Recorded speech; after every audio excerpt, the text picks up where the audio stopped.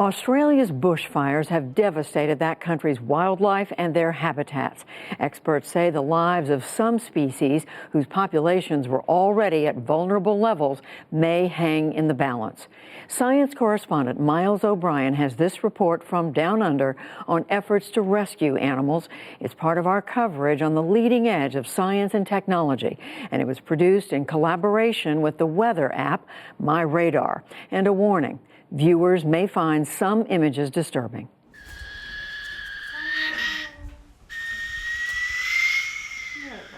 Fresh out of veterinary school in August, Caitlin McFadden is enduring a taxing trial by fire. Oh, I know. This little guy is an Australian possum, a marsupial related to kangaroos who has earned the name Hissy Pants. He's got good reason to make all the fuss. His paws are burnt and bloody after a fast-moving fire ripped through his home in the Conjola National Park in southeastern Australia. The blood and the horrible looking of the paws is actually a good thing because it means that there's new cell growth, essentially. So it's healing. Healthy tissue. We're seeing healing, yeah. Hissy is one of about 20 animals injured in this season's record fires that have made their way here to the Milton Veterinary Clinic.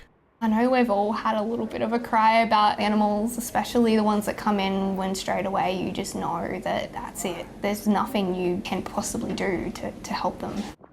Australia's epic fire season has taken a devastating toll on animals. It's a possum. We just pulled him out of the fire. One scientist estimates perhaps 1 billion could be dead, but no one really knows for sure.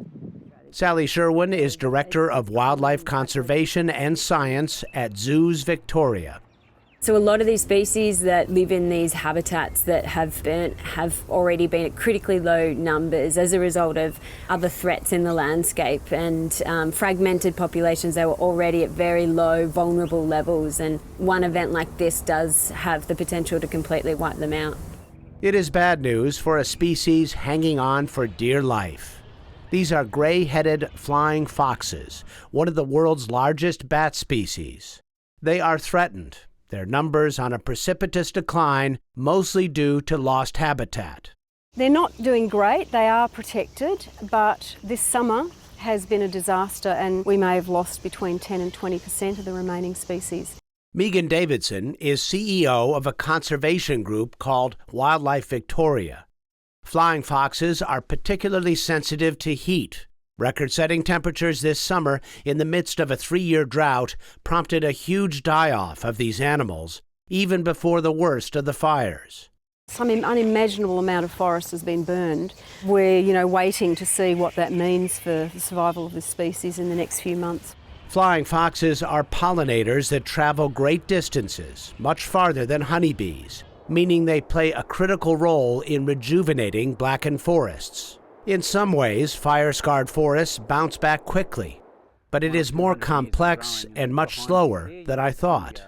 We assume that the bush bounces back, we see the green returning to the forest, but some of the critical assets that the animals need will take centuries to get back. Fire ecologist Mike Clark is a professor of zoology at La Trobe University in Melbourne. He showed me why many species won't be returning to the charred forests anytime soon.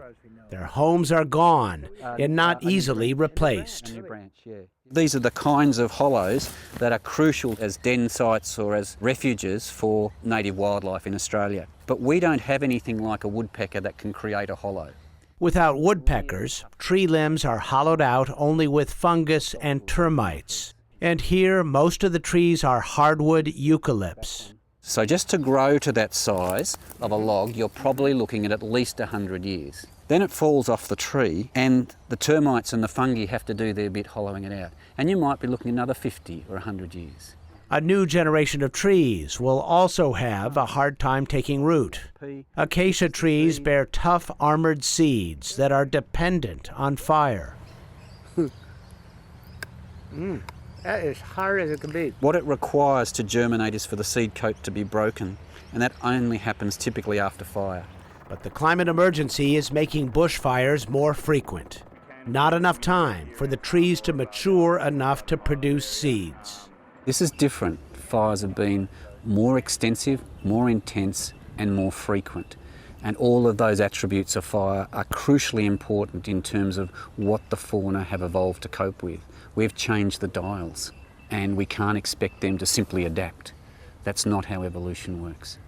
In the meantime, a small army of committed volunteers is doing what it can to help orphaned and injured animals. Doug Thron is a California-based professional drone pilot and environmentalist.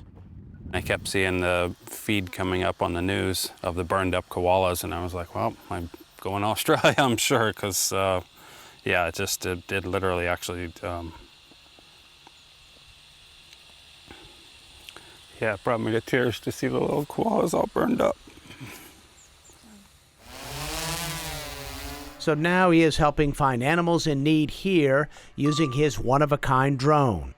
This kangaroo appears to be nursing burnt paws, but by the time vets with tranquilizer guns got there, they could not find the animal. Hopefully, good news. In several other cases, Doug Thron's drone, able to detect the heat signatures of animals, has led to speedy rescues. The most important part of an infrared drone is it shaves off a huge amount of time, and it also allows accessibility where a human couldn't readily walk into. After a hurricane or a fire, that's the most important part, is getting to animals as quick as possible, because oftentimes they're going to die very quickly if somebody doesn't save them. Somebody like Lorna King, a passionate animal lover in Bairnsdale, Victoria. She is nursing back to health an 11-month-old koala named Rivers. He was just wandering along on his own, no mother in sight. So he was picked up by the rangers from the department and brought into the vet to be checked out. They said no, except for that tiny burn, he's fine. Lorna is a well-regarded, licensed animal rescue expert. The fires have kept her on the run. All kinds of wildlife are crawling out of the burned forest looking for food and shelter. The day we met her, she was responding to a nervous homeowner with a snake in his garden. See right below it? Yep. That's where it keeps going in and out. Okay, here he comes. It's only his head again, it's all right. Only the head, that's the bit I'm concerned about, Lorna. She made quick work of it. It's okay. It's okay, mate. It's a nice little red belly black. We'll kill you in a minute. It's just one more reminder of the scope of this disaster. I said to a friend of mine the other day, how can we correct all this? I was feeling despair, and I said, will we ever get it back? And he said, yes, but it will take a long time because it's just ruined. Everything's gone, everything. At least Rivers will likely survive and find his way back to some unburned bush. In the meantime, he was content to spend a little time in my lap.